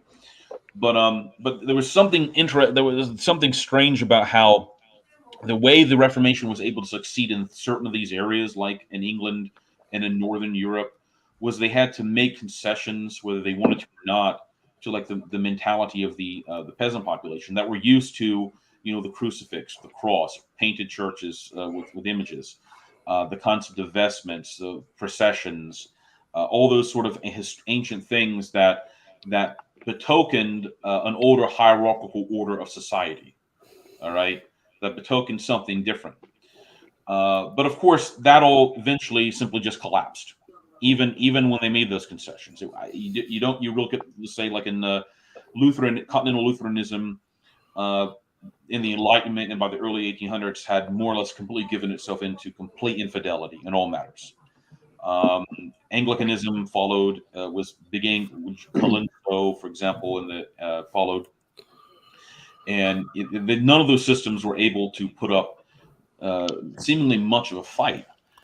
And that's why, for example, you can look in there was this famous event that happened, I think, in 1830, where the King of Prussia had the synod of because what happened in 1870, 1880, 1818, like the German princes forced all the Protestants to be in what's called the Evangelical United State Churches. So like Zwinglians, Calvinists, Lutherans had to be in one body. All right. And if they didn't, then they would like lose state funding, or they get kicked out of the buildings, or they'd have to leave the country. Which is, by the way, how like Lutheran denominations partially formed in America, or what have you. And my point is that I hate to go on. I'm sorry I was going on too much about it, but you know, the whole system collapsed because there was a famous event in 1830 in which the king of Prussia had like these Protestant clergy, and the Prussian general who was in charge of the meeting was so horrified at hearing the Protestant clergy deny the divinity of Christ, the virgin birth, you know, these basic doctrines, that he took out his sword and his pistol, and he basically chased them all out of the church. But nothing really ever changed. So like you have Adolf von Harnack, for example, the dean of continental Protestantism, who died in 1930, who did not believe in the Trinity. He did not believe in the divinity of Christ. He did not believe in the virgin birth. He didn't believe Christ performed miracles. He didn't believe in a literal resurrection. Now he said for ecumenical reasons you could use these terms because, you know, whatever, he was essentially lying. He was basically the German version of John Shelby Spong of the late 19th century. So you see how everything just simply disintegrated. It collapsed. It couldn't hold itself up. Let me. Can I interject something here? Absolutely. When I took a course on canon law online through the Catholic University. It was just I just watched them all, but the professor there talked about kinds of law. You have, you know, black law. You have the law that's on the books today. Then you have social mores, that you know, the ancestral law that goes back to certain generations. And then you have laws that go back. This has been our tradition for centuries, you know, way back. And so you have here, to kind of summarize a lot of what you were saying, Vladika, is that the people, the common man, held to the traditional ways of the old church. Okay. So then you have these revolutionaries that come in and they want to change everything, but it doesn't happen overnight. But they have to whittle away at the people and their mores, their old traditions. We have to break them. We have to give them new ideas and new ways and reform and form them into now our new way of thinking. But it takes time. It takes time. I mean, looking at, let's say, the history of America, I tutored a boy and I'm going through politics and various issues. The whole idea of liberty, it was one idea. There was one definition for liberty at the time of George Washington, but there's a new definition of liberty at the time of, let's say, Teddy Roosevelt. And then there's a new one at, and Franklin Delano Roosevelt and Harry Truman. And then there's a new one with John F. Kennedy. And there's a new one with Joe Biden. So in other words, it's been morphing. They've been throwing off the old mores. Let's say, for example, when America was founded, there was a certain amount of Christianity, that a certain amount of morality that the people had. Well, they believed, they never have believed in abortion. Okay. They never would have believed in sodomy. They never would have, believed in that as a society. But now that the ideas of liberty are changing, they've been fighting it and whittling away at the morality of the people and demoralizing them over a period of centuries to the point where we've come to today. So Jefferson knew it with the Declaration of Independence. He said he knew that liberty was going to have to include the Muslims and the foreign religions. He knew that, but they weren't there at that time because of the way the civilization was. The Western world was more Christian. So that, but however, they had created a system that opened up the door for those kinds of things to come in. And so this is where we're at today. The Masonry allowed the development of these things to the point where they are today. And so what you're looking at is the Reformation started it, and they had to whittle away at the mores of the people to the point where, they are today. So the attack is on the values of society as we see it today. There's a constant attack to rearrange definitions and ideas as you see it so well today. And so that's been a course of history for a long time. Yes. So I guess to ultimately simplify the answer, it's that insofar as the apostolic succession has been preserved through the church, etc., the primary consecrator would be considered that he'd have that apostolic succession, but it would still have to be within the church. So I think that kind of answers that question. We appreciate that, Brian, and we're going to get to the next question. And so we see here, the next question here is, for those who are Eastern Rite under your synod, which prayer book is permitted for use? I see that Father Antonio's answered most UC Old Roquefort book. I think that if I'm not mistaken, I would assume that either the old the translations from the older Russian or Greek books, the Blue Prayer Book, the Jordanville Prayer Book, these are generally the accepted prayer books. Yes. Nothing. Obviously, the newer Jordanville prayer books mention like the Patriarch of Moscow. I mean, obviously, you have to take that into account. And now I would also caution. This is my own personal understanding. I would caution people from buying any texts from HTM because of obviously they're mistranslating materials at this point. And you know what I'm talking about, Father, the Imaslavi stuff, where they basically wrote up whole new things. So, that's just my view on it. That the old Roquefort stuff. I used to. I still have somewhere around here a very one like. There was the Boston HTM prayer book from like the early '80s. And it's just, I mean, obviously there are objections to HTM, but the prayer book from that period, I think it was all right. I mean, it was just a translation from Greek texts anyway. So, yeah, I think Father Antonius is right. It's just the old Roquefort books. That's the easiest answer. Yeah. I mean, it's not to say that, ultimately, like, there's different kinds of prayer books, but if you're talking about the basics, those are the ones you would want to go with because they have the full. There was an old Saint Tikhon's prayer book from like 1957. I don't know. Yes, the one the Metropolitan Leonti one, and that one has like the Slavonic on one side. Yeah, I've used that before. It's a great. I think book. That's pretty similar to some of the old Jordanville books, I assume, right? It is. One major difference, and one that I do. This one always gets me in trouble. is that particular book uses birth giver of God for the most part instead of Theotokos, which I actually don't mind.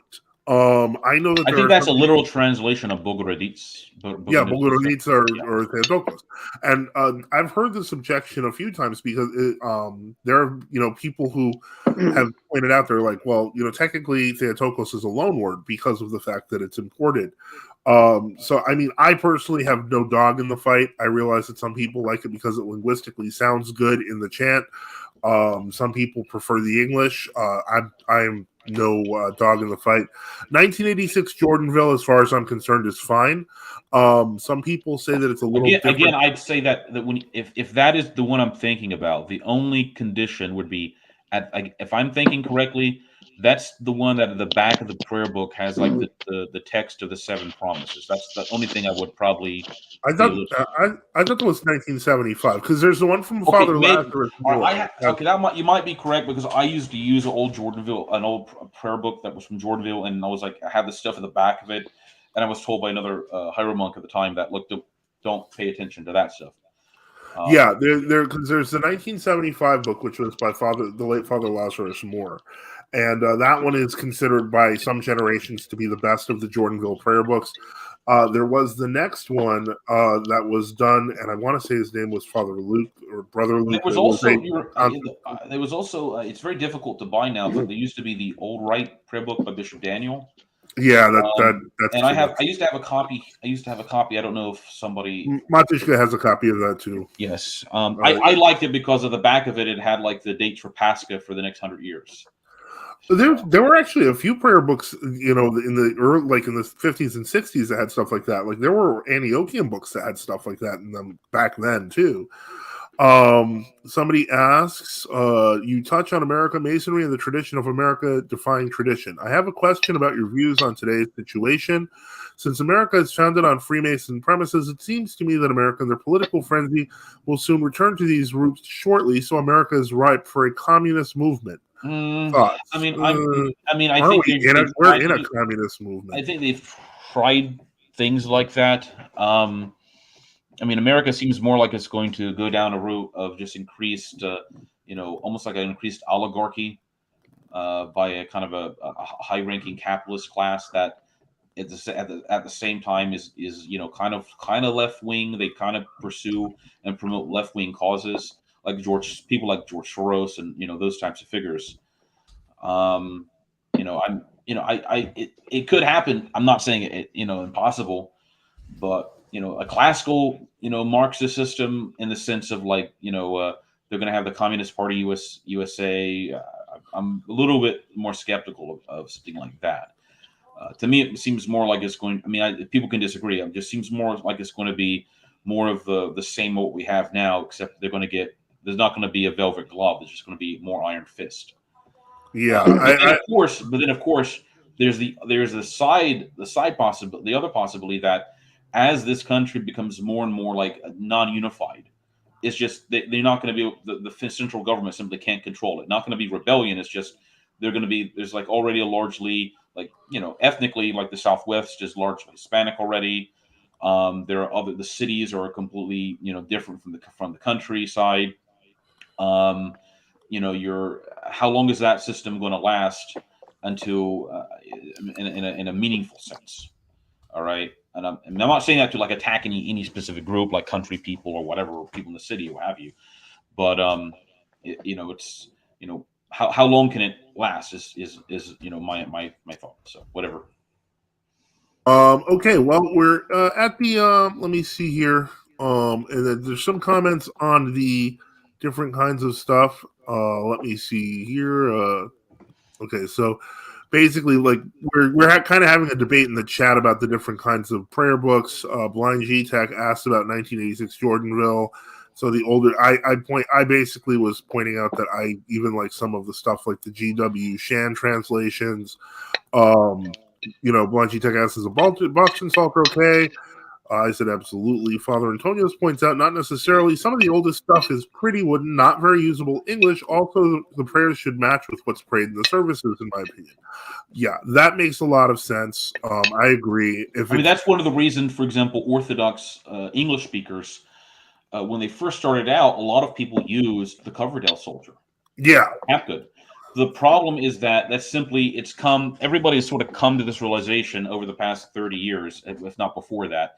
Although then again, who was the one who the Father Nasser who made the old 5-pounder? Yeah, he did his own Psalter translation from the Arabic, which is actually, if you look at it, it's actually pretty good. It looks very much like very modern Septuagint or Vulgate, Gallicanum translations. Yeah, it is a very good translation. Well, they couldn't use the Coverdale anymore. I mean, Jordanville did do the Jordanville Psalter. It may either the Jordanville Psalter itself, or the Jordanville did do like a corrected Coverdale. Yeah, but do they even use that in the church? Yeah, I mean, yes. Remember, they correct. The problem is this: if you correct the Coverdale so it's in line with the Septuagint or the Slavonic, essentially you're having to revise a lot of material. You can keep some of the prose. You know what I'm trying to say? Right, but in many cases you have to make there are major revisions. So I do remember when they started that whole Coverdale revision, because I think they didn't want to use the HTM Psalter anymore, is why they started doing it. Right, but my point is that even though they wanted to do the Coverdale, well, not certain people wanted to do the Coverdale Psalter, they did create one, and it is technically approved. But like if you go to say Father John Whiteford's site for his liturgic stuff, they're still using the HTM Psalter, which indicates to me the Jordanville books are still using the HTM Psalter. I mean, we use basically the Boston Psalter. The Boston Psalter we use in our office books, Western Rite though, is somewhat modified. We have, obviously because to make it in more different and such. And also even if you look in, let's say, the old Lancelot Breton translation of the Psalter, which is part of the Septuagint, he used different Greek church manuscripts than Boston did. Like there were extra verses in a few places and such. So, let me see here. Now this is that's true. There are still a lot who do that. Matsuka Stephanie asks, 1991 St. Hilarion Press Old Catholic Prayer Book Serum Rite Series. Would you believe you're the second person to ask me about that this week? That was the predecessor to Father Aidan's Orthodox Prayers of Old England. After they joined the church. Yeah, and somebody found it in the library. I think and they may have used. I don't know. They may have used either his own translation of the Psalter or the Boston Psalter. I don't know what was done at that point. Yeah, I think if you have the books at the Abbey, maybe check. That would be an interesting point of research. But those books were superseded. But I don't know. I'll be honest. I think I've seen one of those editions once at the Abbey, and I didn't thumb through. If you have if Matushka has a copy, I would suggest buying the Pocket Prayer Book because it has basically the same amount of material that has in it. I'm familiar with that. That's like a prototype version of the Orthodox Prayers of Old England from *98. Is basically we still we're coming out with another prayer book which is going to include a lot of the stuff that was in Orthodox Prayers of Old England. There are in fact the difference is that obviously Father Aidan has copyright translations. Yeah. And that's the main, obviously an issue. When we reprinted the Missal via Lulu, I got permission years ago to do that, but obviously it's sold at cost. That's with the agreement and such. But the main, if you take our Pocket Prayer Book and if you added about, an ordinary of the Mass. See, the Orthodox Prayers of Old England book was basically a private prayer book, but it also had the administration, how the text for the administration covered all the sacraments. Yeah, so it was a combination, almost kind of like a priest ritual and a prayer book. Yeah. So in it, which is kind of interesting and such. So though I think in our edition, obviously a prayer book for laity, we would have no reason. The reason he did that was they were printing it for that reason to use also as an alternate for rituals for rituales. It wasn't a bad idea, to be honest. It really does work. Yeah, but I'm saying in probably the future edition we're doing, we have our own translations already worked out. It probably won't include, those materials. I mean, it's going to be a small. I mean, maybe we can do another one. That's fine. And obviously, I've got to send it to Metropolitan John to look through and all the other stuff. So. All right. Well, I think we've answered all the questions. We're just about hitting the 2-hour mark. Again, Father Boniface, I'm going to put up your website one more time because we know that that's going well. Give me just a moment, and so hopefully that will be useful for missionary work. Yeah, Again, really. that's stpaulhermitage.com. Very straightforward. You can see my website here, nftu.net. Obviously, Bishop Enoch, not only does he have a presence on Gab, he also puts things on the Orthodox Metropolia website. Yeah, that's just public notices. I'm not like Yeah. writing up stuff there. So. Right. Now you have to go to his Gab to get all like the patristic. You also have a group there, True Western Orthodoxy, which is growing. Yes. And that is like, again, if you want to learn more about the website, about the Western history of the church, that's a great way to learn. And so with that, I'd like to thank everyone who contributed with questions, comments, etc. I'm going to take a second. I can't stress this enough. These shows and your contributions help keep the lights on. And I mean that very literally this month. And so really whatever you can do, if you go to nftu.net, you can find ways to support us. You can become a member. You can donate through various forms. We really appreciate it. We want to keep doing this. By the grace of God, I've been able to actually focus on this full time, and it seems to be producing results. Thank God. And let me see here. Oh, we have a final question. Well, there's some thank yous. Yes, no problem. No problem. And do you utilize all English, or do you intersperse any Latin? We use English, all English. Yeah, I have on occasion of the past 15 years, used like on a weekday celebrated mass in the Latin books, the old Latin books. I do understand it, and it's not that big an issue. But you have to remember the way Latin relates to the English peoples or English speaking peoples is sort of like the way Church Slavonic related to Romanians.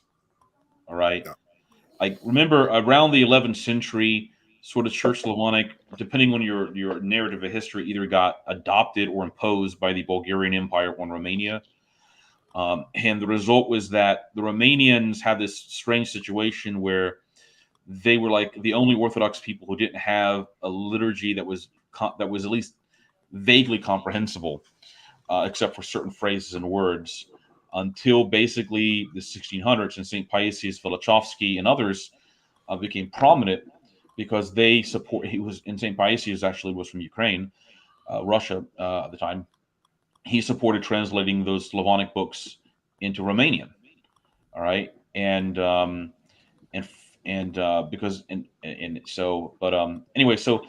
obviously, I do know Latin, but no, we basically do everything in English. I mean, they're all translated at this point, and I have no objection to Latin, but the problem, I think, is that you simply do not have the necessary. My own view is, I think that the necessary cultural background at this point, where people are going to recognize it in the same way. That's just how I consider it. And you have to also remember that the idea that Latin was fundamentally a sacred language, in the way that, let's say, people like Tridentianists kind of consider it, I think is more an accident of history to some degree. It certainly doesn't match up. I mean, if for the Mediterranean Latin peoples, actually like the Spaniards or Italians, I think it may. I don't know now, because that culture has been completely destroyed. Yeah, I mean, I occupied that, but it's not like I don't even think it occupies a position for Spaniards or Portuguese or Latin or Italians like Slavonic does for like Russians or Serbs at this point. Yeah, one could make the argument that the languages, to the Romance language speakers, that Latin would be slightly more comprehensible, but it's not much more comprehensible. You do need to learn things to understand Latin, whether you're a native Spanish speaker, Italian speaker, French speaker, Portuguese speaker, etc. There's no one-to-one correlation like you can even find in a lot of aspects of Church Slavonic with Russian. Unfortunately, the overwhelming number of people who want to have Latin no longer have a Latin background. In the United States, 100 years ago, Latin was being taught in schools. That doesn't exist. I heard a story one time. What? I heard a story one time about this. Oh, the story was that there was this like the group of like there was this like group of like nuns or something, or like women who were like some sort of religious club, and they wanted this priest to celebrate like the mass in Latin or something. Okay. Mhm. And eventually the priest's like, oh, okay, I'm going to go ahead and do it. All right. And so he does it, and he turns around and says, Dominu, chants Dominus Vobiscum. Dominus Vobiscum, yeah. And then nobody says anything. Wow. Then he realized they didn't know anything.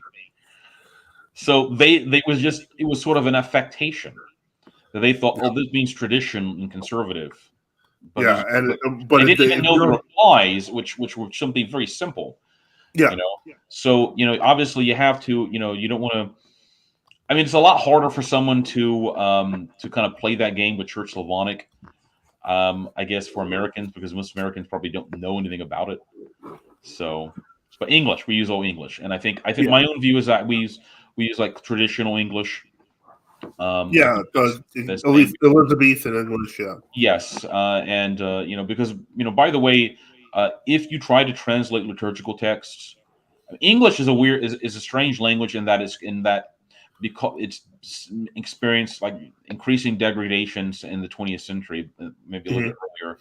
But if you try to translate liturgical texts from like Latin to English or Greek to English, and you don't use the distinctive personal pronouns like singular and plural, you are actually, whether you understand it or not, are mistranslating things.